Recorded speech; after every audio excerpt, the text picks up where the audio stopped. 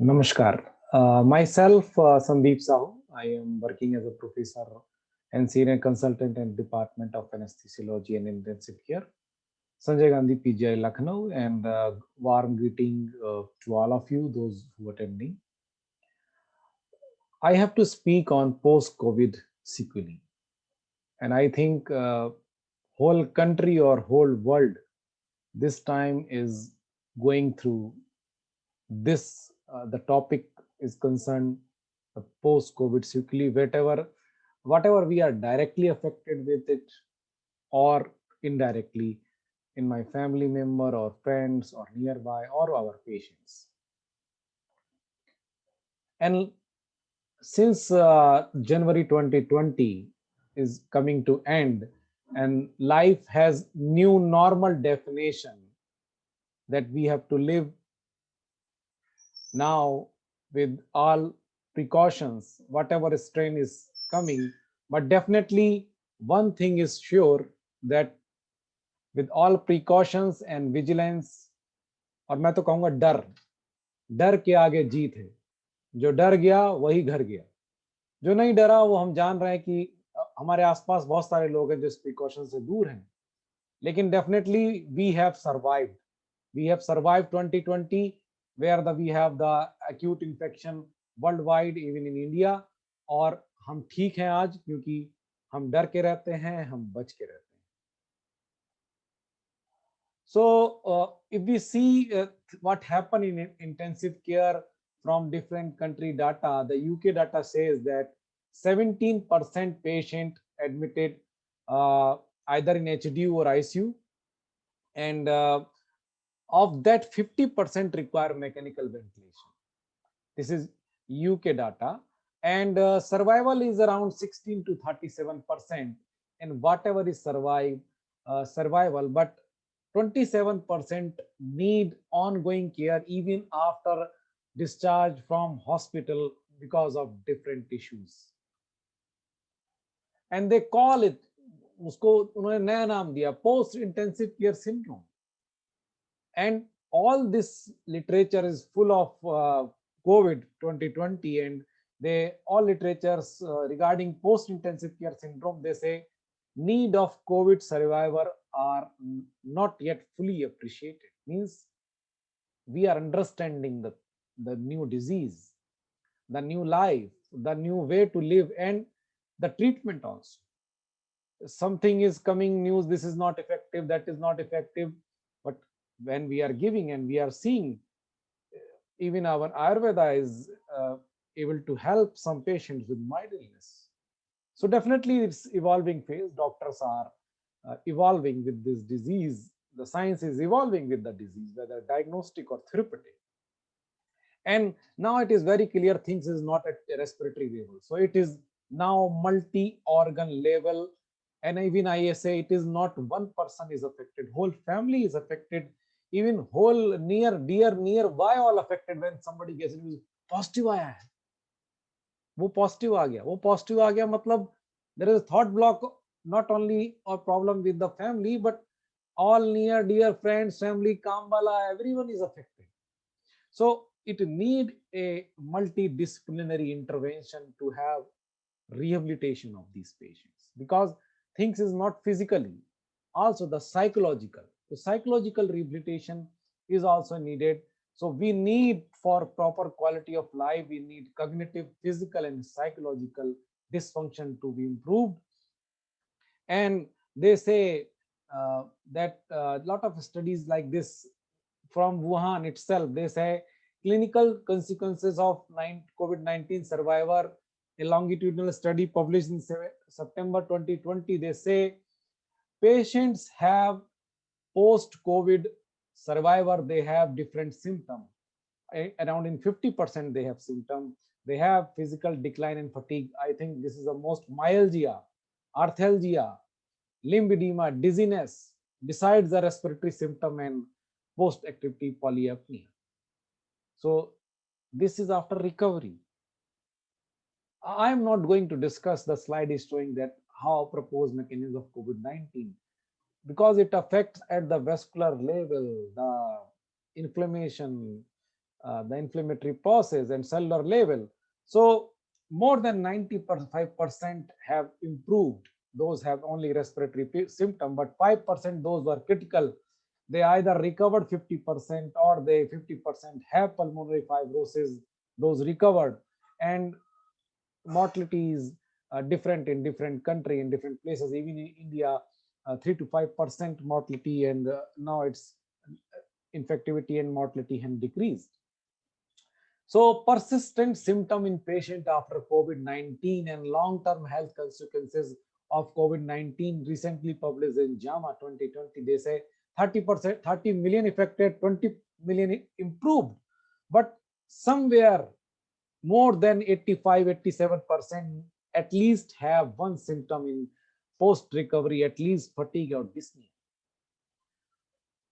And there is long-term need of thirst area is there in if you see different website of CDC, WHO, that it is affecting almost all organ, cardiovascular, respiratory, renal, AKI, dermatological, rash alopecia, neurological, and psychiatric. So we have to understand, because if I am a pulmonary doctor, I understand only pulmonary. If I am an anesthetist, I think I understand a little more pulmonary or cardiovascular, what renal, but what about dermatological, neurological, and psychiatric?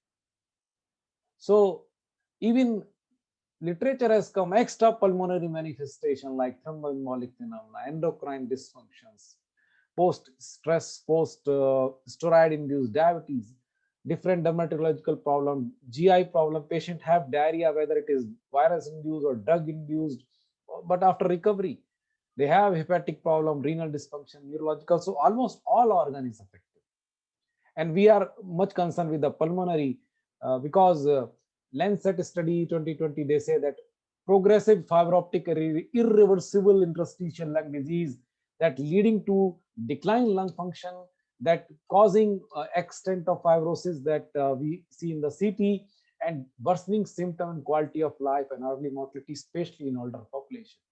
So why this happening? This happening because of inflammation, because acute or chronic inflammation leading alveolar epithelial damage, that overexpression of pro-inflammatory cytokines like after the COVID, and fibroblast and myofibroblast and collagen deposition occur in different tissue, and this lead to fibrosis. So what is the treatment? Still search is there, but this slide shows that the different things have effect on pulmonary fibrosis that can be used for treatment, like antiviral, traditional medicine, plasminogen activator.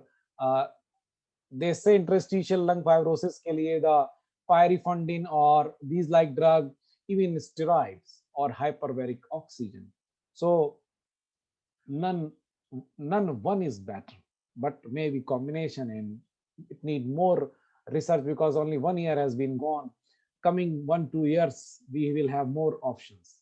Even Indian studies have been published that post COVID-19 pulmonary fibrosis, is it irreversible? They found it is irreversible.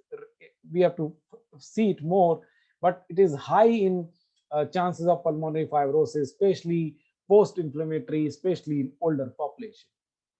So lung we understand well, but what about the effect of COVID-19 on heart?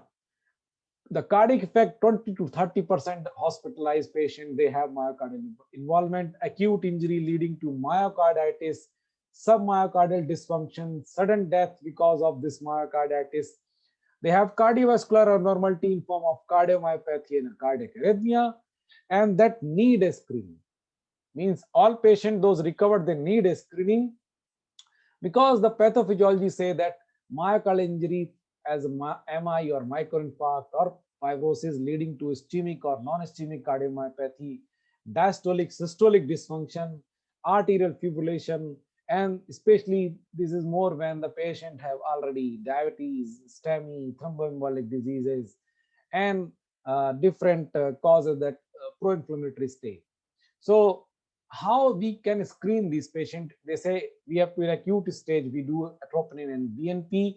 If these are elevated, then it is STEMI because of cardiac injury, acute phase. But if it is not elevated, then we need scanning in form of post 2 to 6 month ECG, echo, cardiac monitoring. If these are abnormal, then echo with strain and MRI, and treatment definitely for all this. So it need screening, it need monitoring. Regarding the neurological involvement, even intensive care people need, they have been published in August 2020 in front Neurol, they have different neurological involvement that need neuro rehabilitation. So lung causing ARDS, ICU admission, that needs sedation, immobilization, and tracheostomy, and all this leading to neurological impairment because of multifactorial effect. So these patients, because they need acute interdisciplinary neuro rehabilitation team, I think this not much known and treated cause in our country, but in foreign they have more concern. And they say that it early and intensive rehabilitation program needed, combination of approach needed, early mobilization that we can do, multimodally modal sensory and cognitive stimulation, early weaning from tracheostomy and mechanical ventilation, and cardiovascular training and monitoring and respiratory management, so brain don't have adverse effect of all this, and this all can make change in the life. Even this report that published a study, potential risk factor for chronic pain after COVID-19, British Journal of Anesthesia 2020 October, they say they have high risk of acute pain. Population, especially that are risk for COVID-19 because of so many causes, ICU specific causes, because of neurological insult, because of mental health burden, and because of rehabilitation challenges as shown in this slide. And all this, they have more than 87% chance of chronic pain. And for that need, we need a multidisciplinary approach, not the pain therapy, but physical therapy, psychosocial therapy to improve all this. Even the pain and all these illnesses, they do the post-traumatic stress disorder in all these patients, as it is by the ASRIC, that International Severe Acute Respiratory and Emerging Infection Consortium, they say. And they say even for those having a poor functional status, they can assess by this scoring that is given, whether I have limitation in my everyday life, I have negligible limitation, I have severe limitation, I suffer from very severe limitation in my day-to-day activity. And by this questionnaire, simple questionnaire, can you live alone without any assistance? Are there your duties you can do at your home and work? Or do you suffer from pain, depression, and anxiety? Or do you need something to reduce all this? So with this, you can have a grading, and even patient can do a screening by this, and they can identify the need, and that can be taken care. After all this, the neuropsychiatric sequelae of COVID-19, even those have the disease, the family members of the patient, the near dear friend, even the doctors, nurses, paramedic, even the normal common desh ka har ek normal aadmi is having depression because of psychosocial, economical, and all these stresses. They have different disorder because they say that this inflammation causes glial cell activation, and they have effect on all different organs, that one organ talk with another and they affect one to other. So we have to these are the neurological compilation of the COVID-19, the para infectious manifestation and the post-viral syndrome, that we have to taken care, understand, and treat. Because once we survive, once one has survived, it's not things is over, because things is going. Even when you recovered, gone to home, there is a need at the home, there is a need within first month, 6 month, or even 1 year or further after. So COVID-19 does not involve only lung, it is a multi-organ, cardiac, renal, hematological, neurological, and especially psychological effect in acute stage. Patient recovered, those recovered more than 95 or even 97% data is improving nowadays in India also.